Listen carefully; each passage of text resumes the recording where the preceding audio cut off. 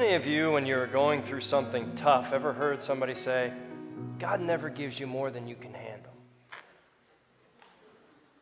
How many of you ever felt like, this is more than I can handle? Or God gives you lemons, make lemonade.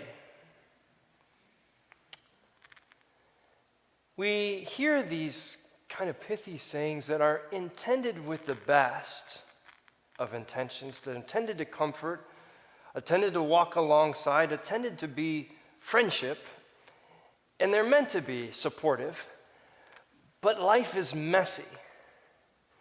And the book of Job says, thank you, but no thank you. Because what I'm facing is unfair.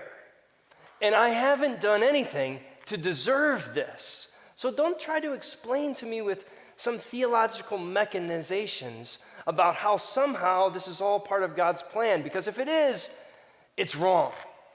Yeah, Job says that. Job's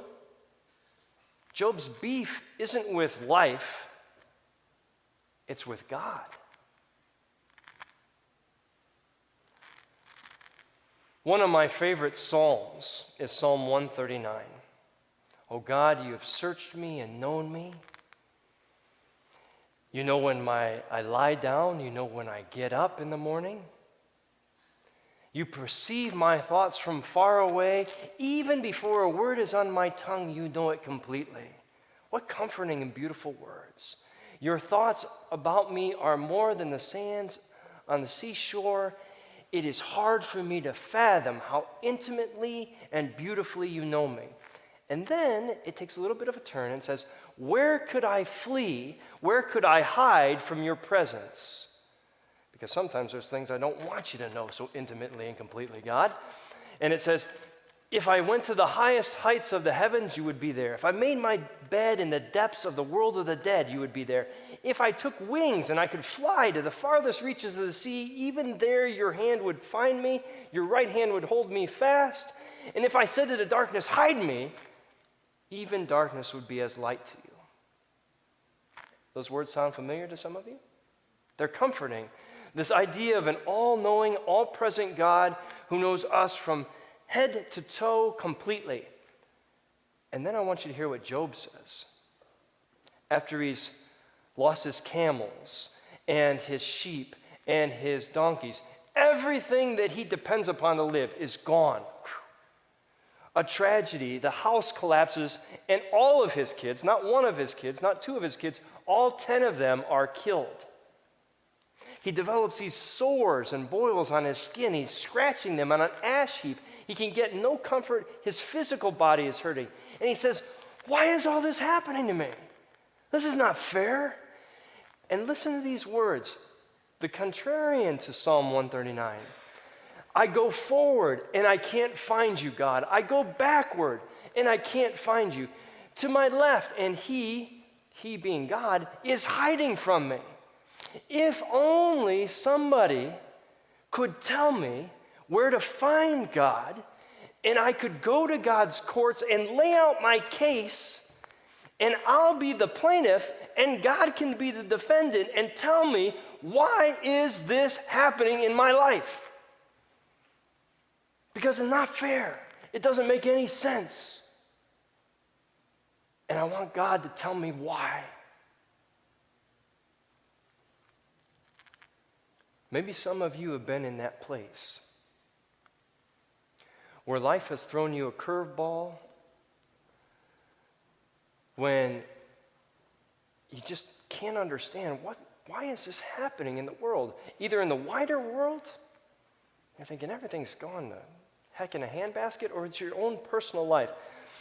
When my family first was called to this church, and I just started out about 4 months in. Those of you who have been here more than 10 years will remember this. Those of you who are new will not. But about 4 months here, I'd started in just the end of January, early February.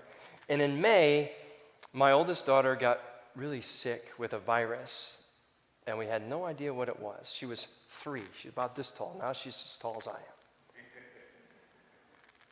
And she went, this 35, kind of very skinny rail girl went down to 25 pounds.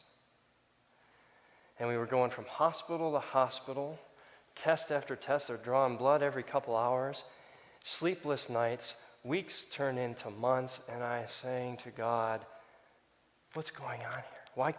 Why can't they figure out what's happening? She is fading away to nothing. And we play those games when we realize how little we are in control of anything. That we think, we got our routines, we got our calendars, we got next weekend planned. Well, maybe you don't. And as I'm sitting there as a father, watching my daughter struggle, I'm saying to God, why her? Give it to me. Don't make her suffer. And if you've ever been in those thin places of life, when you're upset, when you're hurting, when you're in pain, and you say, I'm a decent human being, I'm doing my best. Am I perfect? Is Job sinless? No. Doesn't say he's sinless. He gives sin offerings. He says he's sorry, he repents to God. But God, in the beginning of the text, says Job's as good of an example. He's blameless. He's as good as an example as a human being, as decent a human being as there is.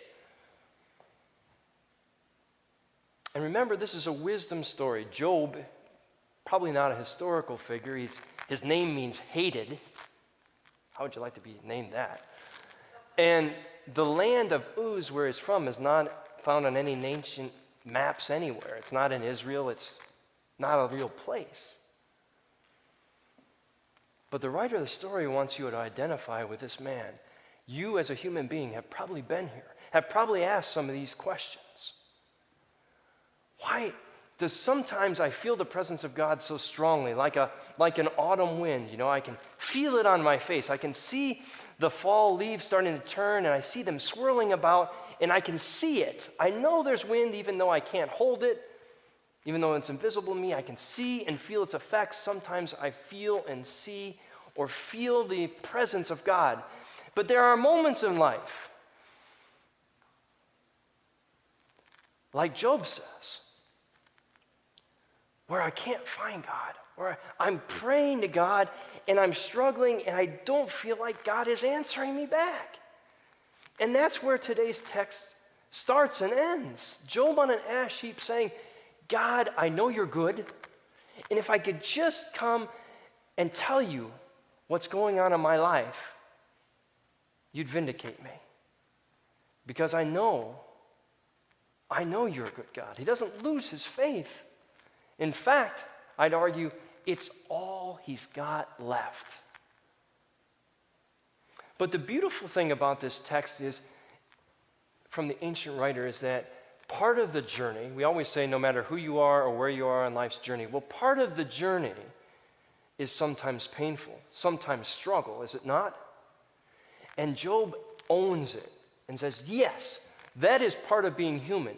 So at all the times, and I feel terribly about this because so many times people come into my office and say, I'm so overwhelmed, I'm angry at God. And I feel guilty about being angry at God. I said, did you ever read Job? Not flippantly. It's okay to sometimes be angry. It's okay to sometimes feel like you don't have the answers. And Job says, this is part of being human. The struggle with life and knowing that if God is all good and God is all powerful, why, as we try to make sense of those things that we don't control, those things that happen that we don't plan and seem unfair, and where is God in those things? Now, because the book asks the questions doesn't mean it always lays out the answer in a pretty little Jesus bow. It doesn't. It struggles with the questions. There's a scene in the movie Schindler's List, which isn't a very uplifting or happy movie and by any stretch. But Ralph Fiennes is the commandant of the concentration camp. Anton Goth, I think, is his name. And on a whim, from his balcony, he takes his loaded rifle and he's looking at and putting in the sights the different prisoners of the camp, and he squeezes the trigger and he shoots one and kills them. And all the other prisoners are confused, are terrified. What did that prisoner do to deserve this? Were they late? Were they not working? Had they stolen some food? No. This guy just randomly decided to shoot one of them. There was no cause and effect. There was no why other than he was cruel and heartless. And the book of Job, in the face of the why, says sometimes there is no why that you can grab onto and say, this is it, as much as we try to explain it. Because we have to, as human beings, at some level, make sense of things, at least enough to move forward, yes? But that's where the book of Job really meets us and says, this is a part of our journey. It's not always neat. It's not always pretty. Where can I find you, God? For God has made my heart faint, and I am afraid. Why? Not that he's afraid of God. I'm afraid because I cannot find you in the midst of this storm. Now, we'll see in the book that God doesn't leave Job flailing in the storm, but it reminds me so much of Christ on the cross, particularly in Matthew and Mark's Gospels, where Jesus says, in the face of, imagine this, all this ministry, the Beatitudes, the Sermon on the Mount, the healings, trying to reach the people who he has loved, and they collectively have allowed him to be arrested. His best friends have abandoned him. He's nailed up on the cross, and he says, my God, why have you forsaken me? Where are you?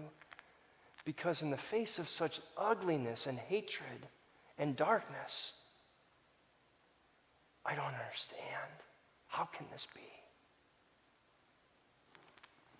It's where the divine love and the beauty of life meets life's cruelest, most ugly, and darkest places.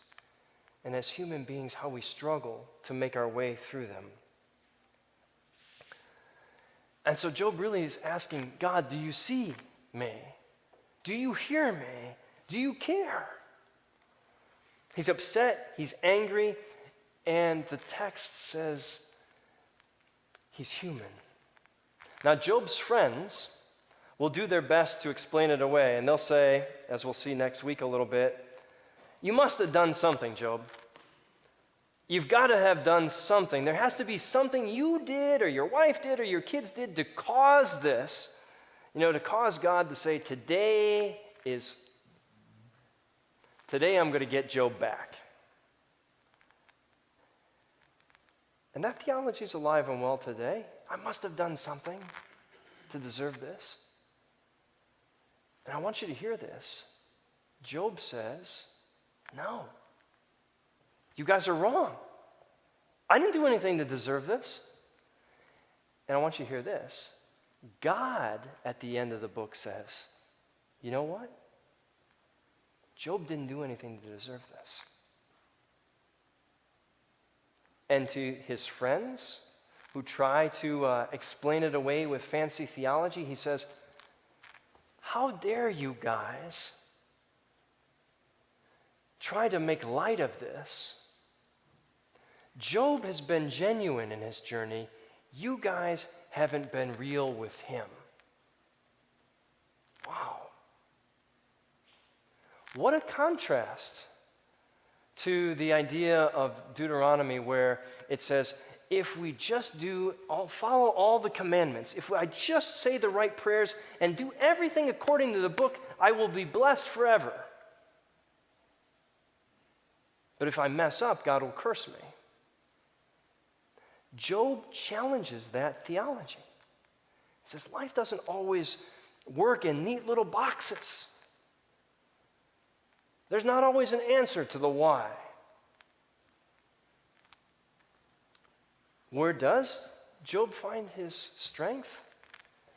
Even when he doesn't know? He says, God is with me. I know my Redeemer liveth. I can't hear him. I can't find him in this moment, but I know he's there. and I'm praying he'll show up. We'll see later in the text that God does show up. But what happens today in today's text is no neat answers.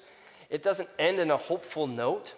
There's no good news moment here. He's on the ash heap, scratching himself with pottery.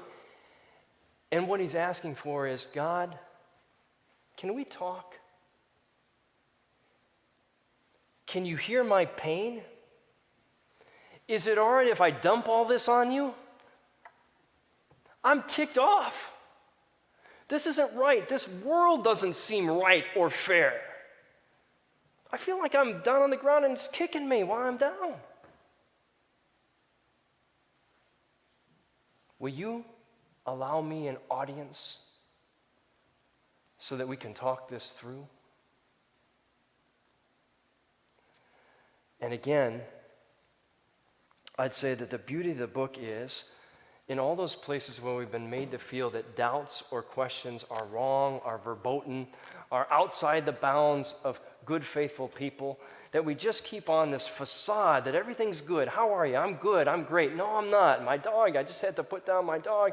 My mother's ill and in a nursing home, and I'm going daily, and I'm not sure how she's going to be, but yeah, I'm fine.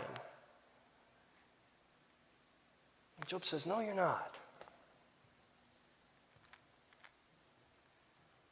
Sometimes in life, the real is painful. And I thank God for this book because it's honest about human life, the realities that we face, and the questions we ask. Could you imagine if this book wasn't in here? Because even with it in here, I hear so many people say, I probably shouldn't be feeling this way. Well, Job felt that way. And says it's part of our human experience. At the end of the day, all of us who have ever been there can relate to this text. When life's tragedy strikes. And at the end of the day, Job's message isn't that it's all going to be rainbows and sunshine and everybody's going to ride off at a happy ending, that everybody has a happy ending. No, Job's bottom line is, at the end of the day, Job knows that God is there. God will answer. And that while not everything will always make sense, the thing he believed from the beginning, and that God, by the way, believed in him, when the Satan says, just toss a little rough stuff in his way, and Job will renounce you and will lose his faith. And God says, no. Job will stick it out. Job will keep his faith no matter what, even if that's the only thing he's got. Because our relationship is an open and honest one. And he knows who I am. And he knows I won't abandon him. Even when he's in the dust heap. And so how about it?